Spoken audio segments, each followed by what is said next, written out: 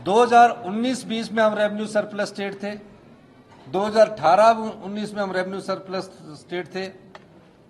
चुनावों से पहले भारतीय जनता पार्टी द्वारा जो फ्री वीज बांटी गई, उससे प्रदेश के खजाने को बहुत नुकसान हुआ। ये तरीका ठीक नहीं है मुख्यमंत्री का। दोष पीछे की सरकार को देना, दोष केंद्र की सरकार को देना। मुख्यमंत्री आप हैं, आज जिम्मेवारी आपकी है, आप जिम्मेवारी से नहीं बच सकते। ये बार बार हर बात को लेकर के बहाना निकाल करके, बहाना बना करके रास्ता निकालने की कोशिश करना, ये अब प्रदेश की जनता आपको जो है वो ना सुनने के लिए तैयार है, ना मानने के लिए तैयार है। 2027 तक मैं जयराम ठाकुर जी को कहना चाहता हूं कि मैंने ये कहा है कि हम आत्मनिर्भर हिमाचल बनाएंगे, और 2032 तक वो मुझे बार बार कहते हैं कि क्या बोल रहे हैं, तो मैं आज स्पष्ट कर देना चाहता हूं कि 2032 तक हम हिमाचल प्रदेश को हिंदुस्तान का सबसे समृद्धशाली और अमीर राज्य बनाएंगे। सुबह बोलते हैं कि आर्थिक रूप से हम बड़े संकट में हैं, फिर उसके बाद कहते हैं कि हम संकट में नहीं हैं, आर्थिक रूप से कोई संकट नहीं है हिमाचल प्रदेश में, हम 2027 तक हिमाचल प्रदेश को देश का सबसे समृद्ध राज्य बनाएंगे। तो ये सारी चीजों का कोई अर्थ नहीं है। उनको अब पॉलिटिकल स्टेटमेंट देना छोड़ना चाहिए। व्यवहारिक जो स्थिति है प्रदेश की, उसको लोगों के सामने भी रखना चाहिए, उस पर स्पष्ट होना चाहिए कि ये स्थिति है, इस स्थिति में हम ये करने वाले। होता क्या है कि इन सैलरी और पेंशन को देने के लिए हम बाजार से 7.5% पर ऋण उठाते हैं, यानी कि 2000 करोड़ रुपए मेरा हम 7.5% पर ऋण उठाते हैं, क्योंकि जो हमारी ट्रेजरी होती है उस ट्रेजरी में कई खर्चे निकलते रहते हैं। 2000 करोड़ पहली तारीख तक नहीं होता, और जो हम रिजर्व बैंक ऑफ इंडिया से जब हम सैलरी और पेंशन देने के लिए लोन लेते हैं तो उस पर 7.5% ब्याज देना पड़ता है। आज महीने की 4थी तारीख हो गई, लेकिन उसके बावजूद भी सैलरी कर्मचारियों को मिली नहीं, पेंशनर्स को पेंशन नहीं मिली। ये स्थिति अगर हम देखें तो सचमुच में प्रदेश की स्थिति आर्थिक रूप से अब बहुत खराब दौर में से गुजर रही है। डीजल पर इन्होंने वैट कम कर दिया था। जब हमने डीजल पर वैट को वापस उस जगह पर लाया, उस समय उन्होंने कहा, डीजल पर जब वैट वापस आया उस समय उन्होंने कहा, उस समय के पेट्रोलियम मिनिस्टर जो थे केंद्र के, उन्होंने कहा कि सरकार ने वैट बढ़ा दिया। हमने अर्थव्यवस्था को मजबूत करने के लिए वैट बढ़ाया। मेरे ख्याल उस समय पेट्रोलियम मिनिस्टर जो थे हरदीप पुरी जी थे, और हमने 3 रुपए डीजल के बढ़ाए। जिस तरह से मुख्यमंत्री लगातार डीजल की कीमतें बढ़ा रहे हैं, सीमेंट की कीमतें बढ़ा रहे हैं, राशन की कीमतें बढ़ा रहे हैं, और सारी चीजों में जो इंक्रीज कर रहे हैं, बसों का किराया बढ़ा रहे हैं और टैक्सेस सारी चीजों पे लगा रहे हैं, उससे मुझे लगता है कि एक पार्ट ये भी देखना चाहिए कि गरीब लोगों के ऊपर बोझ ना पड़े। चुनावी वर्ष था, फटाफट प्रदेश के खजाने को लुटाने का दायित्व पिछली भारतीय जनता पार्टी की जयराम सरकार ने किया। फिर पानी के बिल सारे माफ कर दिए गए, और जो बड़े होटल थे उन्हें 1 रुपया सब्सिडी प्रति यूनिट बिजली के हिसाब से दी गई। चुनाव को सिर्फ 4 महीने रह गए तो 600 संस्थान खोल दिए गए। जो संस्थान चले थे वहां से कर्मचारियों और अधिकारियों को ट्रांसफर करके उनको संस्थान को चलाने की कोशिश की गई। इन सब के बांटने के बाद भी हिमाचल प्रदेश की जनता ने मुफ्त पानी लेने के बावजूद भी, मुफ्त बिजली लेने के बावजूद भी, और 50% महिलाओं को बस किराए में छूट देने के बावजूद भी भारतीय जनता पार्टी को सत्ता में नहीं आने दिया। 2019-20 में हम रेवेन्यू सरप्लस स्टेट थे, 2018-19 में हम रेवेन्यू सरप्लस स्टेट थे।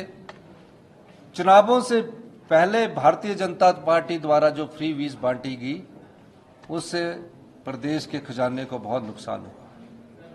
मुख्यमंत्री बनने के बाद जब अधिकारियों ने मेरे पास राज्य सरकार का लेखा जोखा जो पिछली सरकार थी रखा और मैंने उसी दिन से प्रयास किया और हमने एक साल में 20% अपनी अर्थव्यवस्था में सुधार किया और 2200 करोड़ रुपए का राजस्व कमाया। राजस्व का एक मैं उदाहरण देना चाहता हूं। पिछले 5 साल से शराब के ठेकों को ऑक्शन नहीं की जाती थी और जब ऑक्शन नहीं की जाती थी उसको 10% के हिसाब से रिन्यू कर दिया जाता था। यानी कि 1500 करोड़ रुपए अगर साल में पूरे हिमाचल प्रदेश से आने होते थे तो 10% पर 150 करोड़ पर रिन्यू करके उन्हीं ठेकेदारों को दे दिया जाता था। मैंने सबसे पहला फैसला एक्साइज एंड टैक्सेशन के आधार को देखते हुए ऑक्शन किया और पहले ही साल हिमाचल प्रदेश सरकार को 485 करोड़ रुपए का राजस्व अर्जित हुआ। भारतीय जनता पार्टी के 5 साल में 665 करोड़ रुपए का ही राजस्व आया। और उसके बाद डीजल पर इन्होंने वैट कम कर दिया था। जब हमने डीजल पर वैट को वापस उस जगह पर लाया उस समय उन्होंने कहा, डीजल पर जब वैट वापस आया उस समय उन्होंने कहा, उस समय के पेट्रोलियम मिनिस्टर जो थे केंद्र के, उन्होंने कहा कि सरकार ने वैट बढ़ा दिया। हमने अर्थव्यवस्था को मजबूत करने के लिए वैट बढ़ाया। मेरे ख्याल उस समय पेट्रोलियम मिनिस्टर जो थे हरदीप पुरी जी थे और हमने 3 रुपए डीजल के बढ़ाए। इस तरह कई और हमने व्यवस्था परिवर्तन किया और 2200 करोड़ रुपए का राजस्व कमाया। और फिर हमने अपने सरकारी कर्मचारी और अधिकारियों को जो हमने राजस्व बढ़ाया था, जो हमने सुधार कदम उठाए थे, उसमें हमने पहली ही कैबिनेट में सरकारी कर्मचारियों को ओल्ड पेंशन स्कीम दी। हमने उसमें व्यवस्था की बजट की, क्योंकि जो पैसा जनता का लुटा दिया जाता था उसके माध्यम से जो हमने शराब के माध्यम से 450 करोड़ कमाया, वो हमने ओल्ड पेंशन स्कीम के तहत उन कर्मचारियों की रिटायरमेंट के लिए लगाया जो बेचारे आज रिटायर होकर जिनको 10,000 रुपये पेंशन मिलनी थी, आज वो 25 और 50,000 रुपये पेंशन प्राप्त कर रहे हैं। हमने अपने 5 गारंटियां पूरी की। जो महिलाएं डिजर्व करती थी उन्हें हमने 1500 रुपया दिया। ये सब अपने संसाधन एक वर्ष में जो 2200 करोड़ कमाया उसमें से दिया। फिर हमने कहा कि हिमाचल प्रदेश आत्मनिर्भर कैसे बनेगा। हमने कुछ कड़े फैसले किए और व्यवस्था परिवर्तन के माध्यम से आत्मनिर्भर हिमाचल प्रदेश की नींव पहले बजट में रखी। और आज मुझे खुशी है जहां हमने इस आर्थिक संकट को काबू किया है, अब आर्थिक संकट को नियंत्रण करने के लिए फिस्कल डिसिप्लिन और फिस्कल प्रूडेंस के माध्यम से हम आगे बढ़ रहे हैं। सरकारी कर्मचारी हमारे परिवार के सदस्य है। मैं खुद सरकारी कर्मचारी के परिवार से आता हूं, लेकिन सरकारी कर्मचारियों को जो हम 1 तारीख को पेंशन देते थे और सैलरी देते थे, हर महीने हम सरकारी कर्मचारियों को सैलरी के रूप में 1200 करोड़ रुपया और जो पेंशनधारी हमारे बुजुर्ग हैं उनको 800 करोड़ रुपया हम हर महीने की पहली तारीख को देते थे। यानी 2000 करोड़ रुपया हर महीने हम कर्मचारियों के और अधिकारियों की सैलरी और पेंशन के लिए खर्च करते हैं। होता क्या है कि इन सैलरी और पेंशन को देने के लिए हम बाजार से 7.5% पर ऋण उठाते हैं। यानी कि 2000 करोड़ रुपए मेरा हम 7.5% पर ऋण उठाते हैं, क्योंकि जो हमारी ट्रेजरी होती है उस ट्रेजरी में कई खर्चे निकलते रहते हैं। 2000 करोड़ पहली तारीख तक नहीं होता है। और जो हम रिजर्व बैंक ऑफ इंडिया से जब हम सैलरी और पेंशन देने के लिए लोन लेते हैं तो उस पर 7.5% ब्याज देना पड़ता है। और जो हमें केंद्र सरकार से शेयर आता है, जो हमारा केंद्र सरकार से शेयर आता है, वो कब आता है? जो हमें पैसे मिलने चाहिए, जो हमारे राज्य का शेयर बनता है, चाहे आरडीजी है, तो 6 तारीख को हमारे को आरडीजी आती है और 10 तारीख को शेयर इन सेंट्रल टैक्सेस आता है, वो आता है 10 तारीख को। तो 5 दिन का जो इंटरेस्ट हमें लोन के रूप में हम सैलरी और पेंशन देने के लिए करते हैं, वो बनता है 3 करोड़ रुपया। अगर एक महीने में हम 3 करोड़ रुपया सरकारी कर्मचारी और पेंशनों के देने के लिए लोन उठाकर देते हैं, तो उस व्यवस्था को सुचारू करने के लिए ये फिस्कल डिसिप्लिन की बहुत जरूरत थी और हमने इस महीने प्रयास किया और उस प्रयास के माध्यम से हर साल हम हर महीने 3 करोड़ रुपया बचाएंगे तो 36 करोड़ रुपया हमारा बचेगा ब्याज का, क्योंकि सरकारी कर्मचारियों को पेंशन तो मिलनी है, पे भी मिलनी है, तो वो 36 करोड़ रुपया हम सरकार की किसी कल्याणकारी योजनाओं में लगा रहे हैं। जैसे कि हम विधवाओं के बच्चों के लिए शिक्षा को मुफ्त करके योजना लाए हैं, ऐसी कई कल्याणकारी योजनाएं। अब उस व्यवस्था को सुचारू रूप करने के लिए हमें 1 महीने ये कष्ट उठाना पड़ रहा था और हमने इसके लिए कहा कि जो सरकारी कर्मचारी तो विभाग है, लेकिन जो बोर्ड है, मैं ये भी बताना चाहूंगा कि जो बोर्ड होते हैं, बोर्ड निगम कारपोरेशन जितने भी होते हैं, बोर्ड निगम कारपोरेशन के सैलरी 1 तारीख को उनके अकाउंट में चलेगी और जो बोर्ड निगम पेंशन देते हैं वो पेंशन भी उनके अकाउंट में चली जाती है।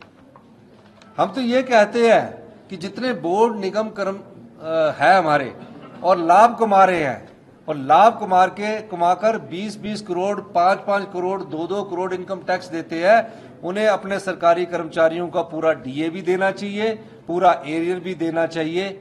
ये हम ऐसी व्यवस्था भी आने वाले समय में करना चाह रहे हैं और जो उनके ऑफिशियल है, नॉन ऑफिशियल मेंबर है, उनको भी अच्छी सैलरी और अच्छी पैकेज देकर खर्च करना चाहिए।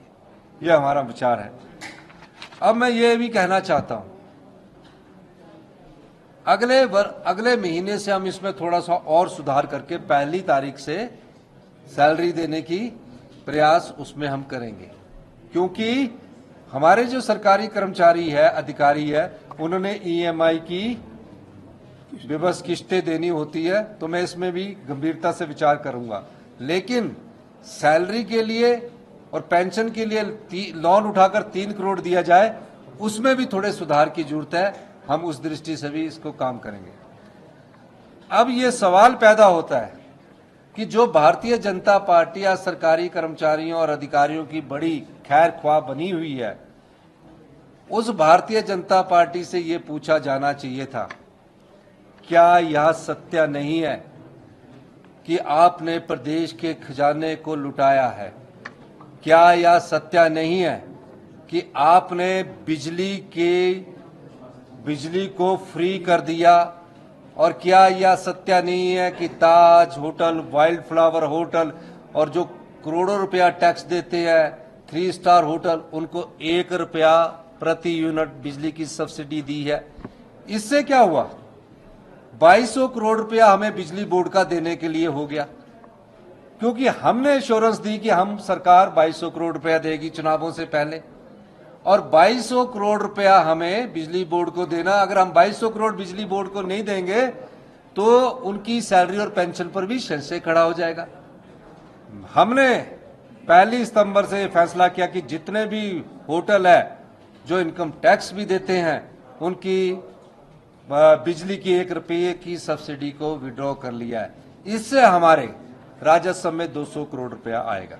अभी 1 पार्ट किया है, बिजली में 4 पार्ट में सब्सिडी को हम कम करने जा रहे हैं। दूसरा, इंडस्ट्रीज की बिजली को अभी हमने नहीं छुआ है, डोमेस्टिक के जो 125 यूनिट अभी हमने नहीं छुआ। पूरी तरह स्टडी करने के बाद, प्रूडेंटली सोचने के बाद हम आगे बढ़ेंगे। तीसरा, पानी माफ कर दिया गया, मतलब ताज वाला भी पानी का कोई बिल नहीं देगा, आपका वाइल्ड फ्लावर हॉल का भी कोई बिल नहीं देगा, आपके जितने होटल है उनका कोई बिल नहीं आएगा। ये सब कब किए गए? क्या ये सत्य नहीं है? ये सब चुनावों से पहले किए गए। फिर हमारी बहनें थी, अगर हमारी बहनें सरकारी कर्मचारी है और बस में अपना बिल देना चाहती, इन्होंने कहा 50% महिलाओं को भी बस किराए में छूट दे दी गई। फिर क्या किया? 3 रुपए बैठ के डीजल सस्ता करने के लिए इन्होंने वो भी माफ कर दिए। जो राज्य रेवेन्यू सरप्लस 2018-19 में था, जिस समय सरकारी कर्मचारियों की डीए की लायबिलिटी दी जानी चाहिए थी, डीए का एरियर दिए जाना चाहिए था, उस लायबिलिटी को और डीए के एरियर को सरप्लस होकर भी नहीं दिया गया, वो हमारे पर छोड़ दिया गया। हमने पहले स्तर पर 75 साल से ऊपर के सभी पेंशनधारियों के एरियर को 2 स्टेजेस में बांटने की बात की है। ये प्रदेश की जनता को जानना जरूरी है। सरकारें आती है, सरकारें चली जाती है, मुख्यमंत्री आते हैं, मुख्यमंत्री जाते हैं। मैंने ये इसलिए 40 साल में पहली बार जनता के सामने लाया, क्योंकि जनता को पता होना चाहिए ये संपत्ति आपका है, ये खजाना आपका है। चुनावों से पहले जो भी राजनीतिक दल इसको लुटा देता है, तब प्रदेश में इस प्रकार के हालात पैदा होते हैं। और ये हमारा 19 महीने की सरकार के कठिन परिश्रम है। कई लोगों को हमारी बात से नाराजगी भी मिली होगी, पत्रकार बंधु भी गुस्से में आए होंगे, लेकिन मैं एक चीज कहना चाहता हूं कि हम प्रदेश के हित में जो भी होगा हम सही फैसला करेंगे। किसी कर्मचारी का अहित हम नहीं देख सकते, और इसीलिए हम कर्मचारियों की जो डीए है, हमने उनसे प्रार्थना की है कि आप, इस समय हमारी अर्थव्यवस्था पटड़ी पर आई है, अगर हम इसमें को थोड़ा सा भी ड्रिल कर देंगे, थोड़ा सा भी इसमें से कुछ ऐसी चीजें निकाल देंगे, तो हमारी अर्थव्यवस्था फिर नीचे की तरफ जाएगी। 6 महीने के अंदर हमें अर्थव्यवस्था में जो सुधार हुआ है और जो तेजी से सुधार आ रहा है, वो प्रदेश के हित में है। 2027 तक मैं जयराम ठाकुर जी को कहना चाहता हूं कि मैंने ये कहा है कि हम आत्मनिर्भर हिमाचल बनाएंगे, और 2032 तक, वो मुझे बार बार कहते हैं कि क्या बोल रहे हैं, तो मैं आज स्पष्ट कर देना चाहता हूं कि 2032 तक हम हिमाचल प्रदेश को हिंदुस्तान का सबसे समृद्धशाली और अमीर राज्य बनाएंगे। मैं ये इसलिए कहना चाह रहा हूं कि जयराम जी आके स्टेटमेंट कुछ और देते हैं, बाहर कुछ और स्टेटमेंट देते हैं, कहते हैं कि आर्थिक संकट। मैंने कभी नहीं कहा आर्थिक संकट, पिछले साल कहा, पिछले साल आर्थिक संकट था। अब हमें फाइनेंशियल प्रूडेंस और फाइनेंशियल डिसिप्लिन की जरूरत है। ये डिसिप्लिन के तहत लिए गए फैसले हैं, और मैं हिमाचल के सरकारी कर्मचारियों को और 22 लाख और परिवार है जिसमें बागवान है, किसान है, महिलाएं हैं, हम कहना ये चाहते हैं कि हम जो फैसले ले रहे हैं उससे आज शिक्षा के स्तर में हम 21वें स्थान पर पहुंच गए हैं। 5वीं का बच्चा दूसरी की किताब नहीं पढ़ सकता। क्वालिटी एजुकेशन देना चाहते हैं, क्वालिटी हेल्थ सिस्टम को डेवलप करना चाहते हैं, क्वालिटी फूड देना चाहते हैं, क्वालिटी लाइट देना चाहते हैं, क्वालिटी इंफ्रास्ट्रक्चर देना चाहते हैं। तभी ये आत्मनिर्भर हिमाचल बनेगा और समृद्धशाली हिमाचल प्रदेश बनेगा। ये मैं कहना चाहता हूँ।